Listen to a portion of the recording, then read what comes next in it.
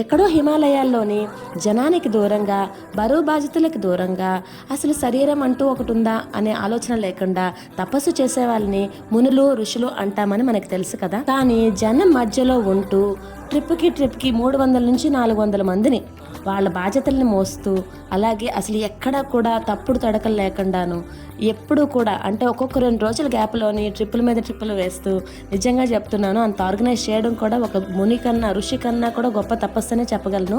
ఎందుకంటే ఒక్కళ్ళు మిస్ అయినా కూడా అది తన మీదకి వస్తుంది, ఒక్కళ్ళు లేట్ అయినా కూడా అంత ట్రిప్ అంతా కూడా క్యాన్సిల్ అయ్యే అవకాశం ఉంది.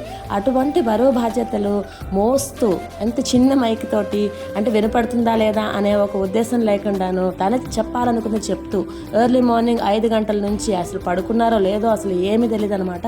ఏదో మాతో పాటు వస్తూ బస్సుల్లో పడుకుంటూ టైం ఉంటే మాత్రం ఇలాగ ప్రతిదీ కూడా స్కెడ్యూల్డ్గా ఒక ఆర్గనైజ్డ్గా చేసే ఒక మంచి మనిషి అనమాట. అతను ఋషానాలో మునానాలో నాకు ఏమీ తెలియదు, ఆయనే మా బద్రి గారు.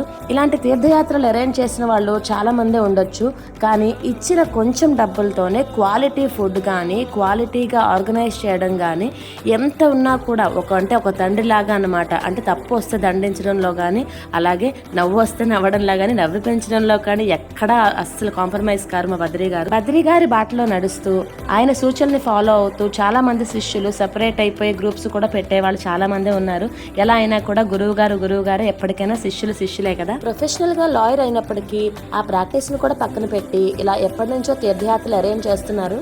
ఇంతటి బరువు బాధ్యతలను మొయ్యాలంటే ఎటువంటి మనిషికైనా కష్టమే అవుతుంది, ఎంతో గొప్ప సాధన చేసేవాళ్ళు తప్ప. అలాగ నీటిలో తేలుతూ 40 ఏళ్ల సాధన ఈ నీటి మీద తేలుతూ కలువ పువ్వులాగా చేస్తున్నారు చూసారా, అదే అనమాట. అదే మైండ్ స్ట్రెస్ఫుల్ ఇవన్నీ కూడా తగ్గిస్తుంది అనమాట. ఇంట్లో పొద్దున్న గొడవ అయితే సాయంత్రం ఒకరికొకరు మాట్లాడుకోము కదా, అటువంటిది ఎప్పటికప్పుడు ఎంత గొడవ వచ్చినా కూడా మర్చిపోతూ ఉన్నారంటే ఇలాంటి సాధనలు చాలానే అవసరం. ఎంత బాగా చేస్తున్నారు చూడండి. ఆధ్యాత్మికం, మానసికం, శారీరకం ఇలా ఎందులోని కూడా కాంప్రమైజ్ కాకుండా అన్నింటినీ బ్యాలెన్స్ చేస్తూ ఉన్నారంటే దానికి ఎంతైనా కూడా యోగాసనాలు అనేది చాలా ఇంపార్టెంట్. చాలా నుంచి ఇలా ప్రాక్టీస్ చేయబట్టే ఎంత అంటే అలవోకగా అలా తేలిపోతున్నారు అనమాట, ఒక పేపర్ లాగా. కాశీ నుండి ద్వారక వరకు నేను బద్రి గారితో చేసిన ప్రయాణాల్లోని ఎంతో ఎక్స్పీరియన్స్ నేర్చుకున్నాను. మరెన్నో ప్రోగ్రామ్స్తో కలిసి చేయాలని కోరుకుంటున్నాను.